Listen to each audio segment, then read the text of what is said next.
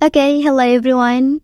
Here I want to provide tutorial on how to move item from cart to the wishlist in Shein application on an Android device.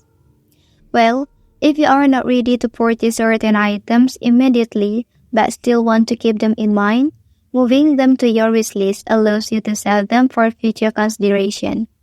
This helps declutter your cart and ensures that you don't forget about the items you are interested in.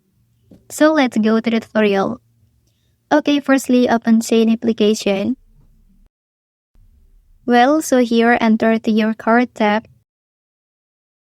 And then here you can select which one of the items that you want to move to your wishlist. Okay, tap this icon and select the item you want. After that, look for Move to Wishlist option and tap on it.